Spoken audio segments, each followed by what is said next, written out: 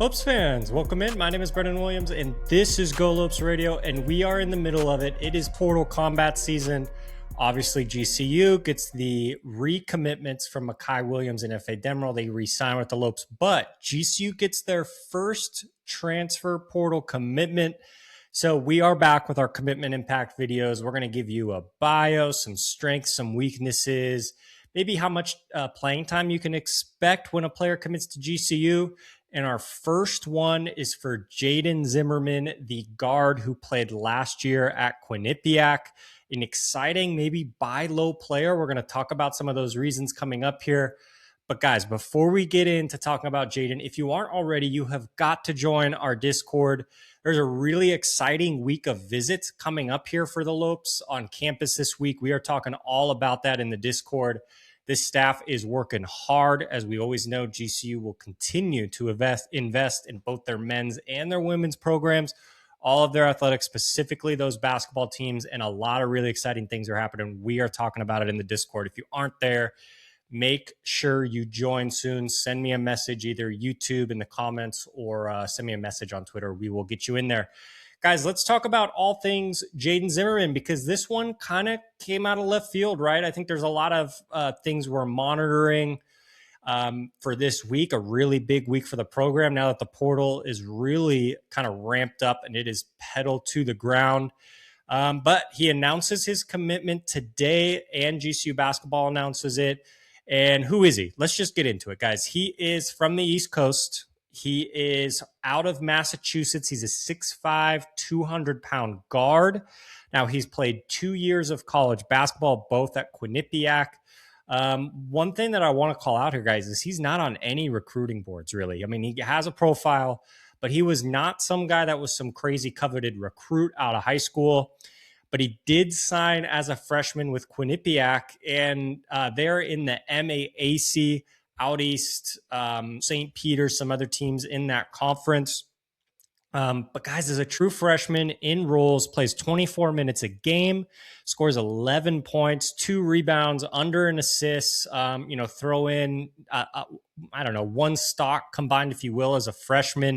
So that would have been our 24-25 season in this last season, 25-26. Let's get into the stats. Goes up to 32 minutes a game as a sophomore. And he shoots 37% from the field, 31% from three, 67% from the free throw line. We're going to start with that because that is, maybe the thing you're not as excited about, right? If you're looking at the profile, the efficiency kind of jumps out there. 2.5 rebounds, 2.3 assists a game, but he did score 15.1 points a game, right at that one stock when you combine blocks and steals there.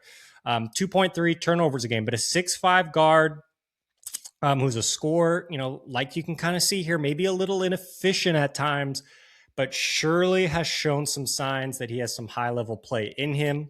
When you go to Evan Maya, who we've kind of, decided to use here as our transfer portal tracker for Go Lopes Radio, he had some really good call-outs and some things he was high on in his system last transfer portal cycle. So I felt like he'd be the most reliable. He is the 956 rated recruit in the portal, so not super high. When you look at the grades on him, those are also not very high as well. But we're going to get into some of the strengths, I think, and maybe paint a picture of why GCU, again, might have potentially bought low on a nice contributing player in college basketball.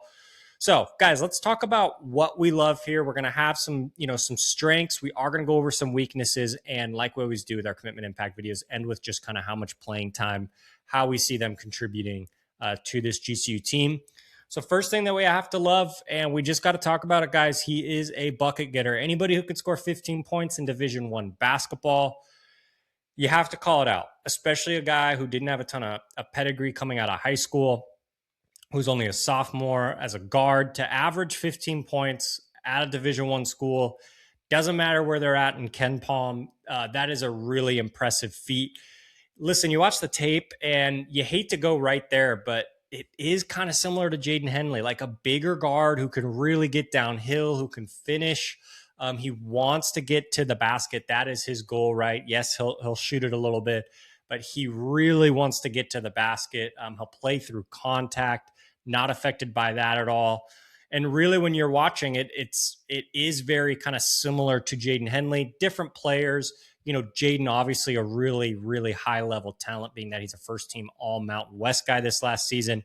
Not saying that is who Jaden Zimmerman is, but I think when you just look at the game, there is a little similarity there and what you've seen maybe from other GCU guards as well in the past who really like to try to get to the basket, and a guy who can be really special out in transition. So that's kind of that first thing to call out that we really like as a strength is just at the end of the day, the guy's a proven scorer in Division I basketball. Second thing to talk about is the size. This is not a guy coming in at 6 foot, 5'10", who's got to be crazy crafty just to get his shot up, who has to elevate a ton when he shoots, who gets in the paint and struggles to find angles and has to really get creative down there.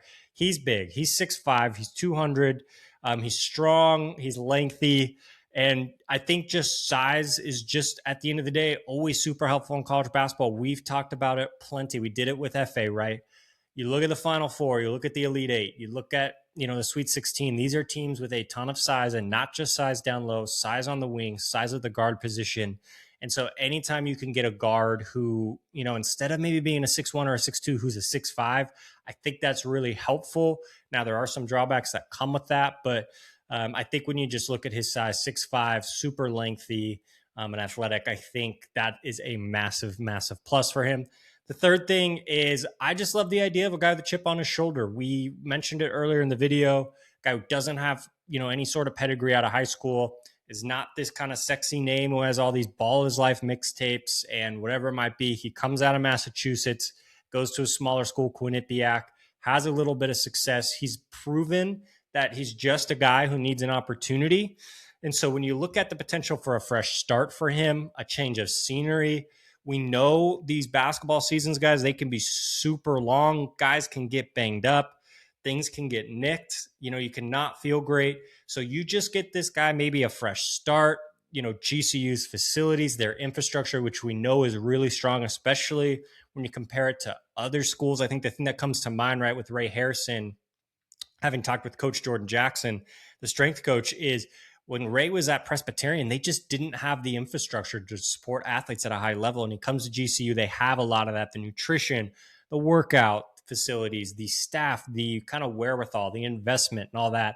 That matters a lot. And so I think when you look at him, the change of scenery, if he's really, getting a little bit of time off and looking really good, looking really fresh, getting him into that infrastructure, I think that is a massive strength when you combine that with just his kind of grit and sort of grind mentality that he's shown since high school to kind of fight for his spot at Quinnipiac and make his way up to being a 15-point a game scorer.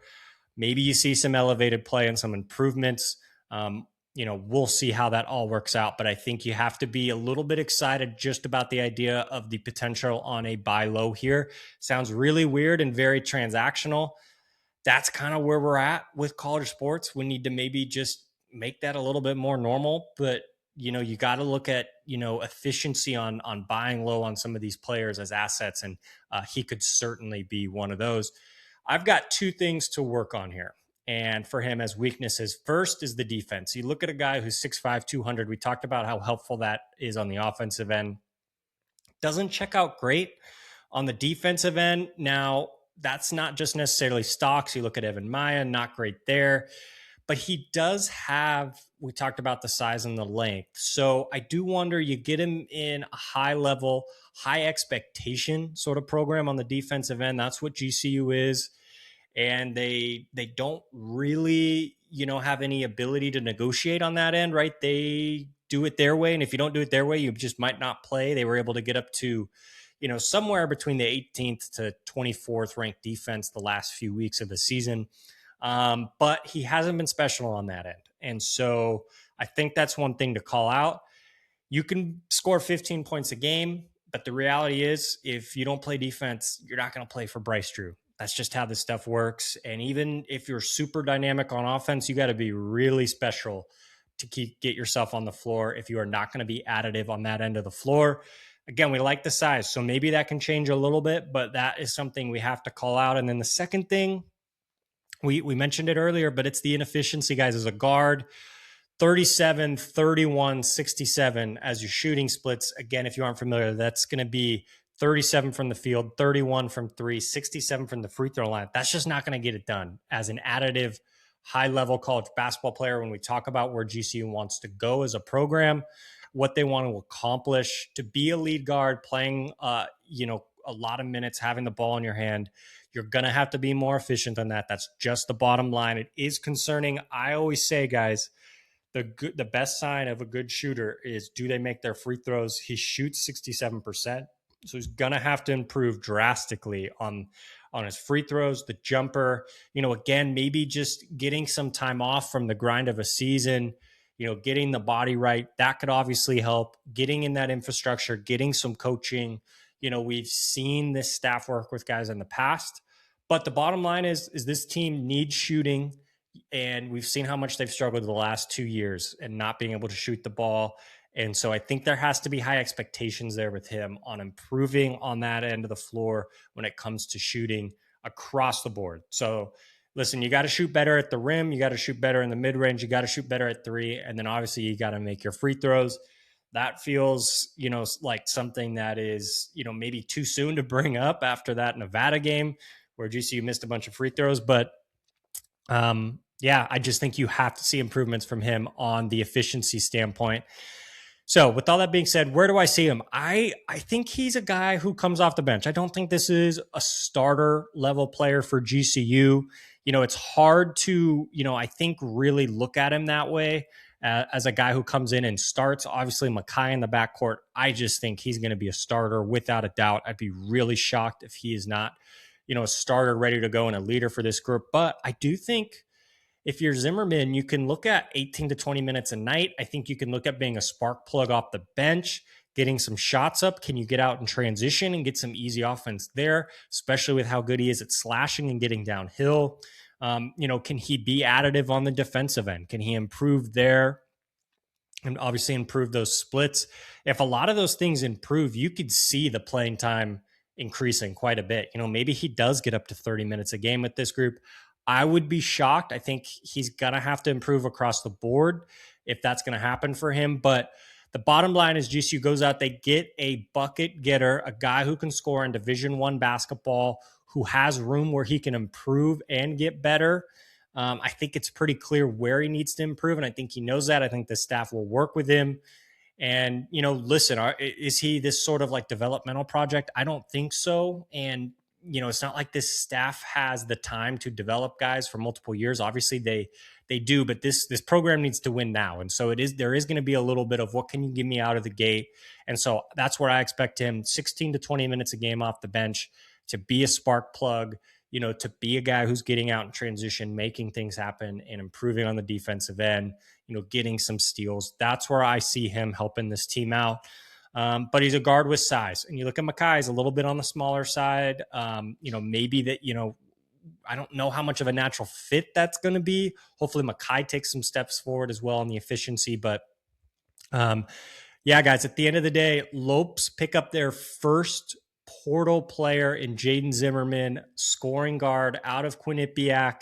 An exciting get, I think, just to get this thing rolling at the start of a week that has a lot of exciting visits and players, considering the GCU program, really high-level guys. And so Jaden Zimmerman kicks that off, guys. Exciting to see what happens this week and kind of see how this roster continues to develop, guys. That's it for now. Cheers.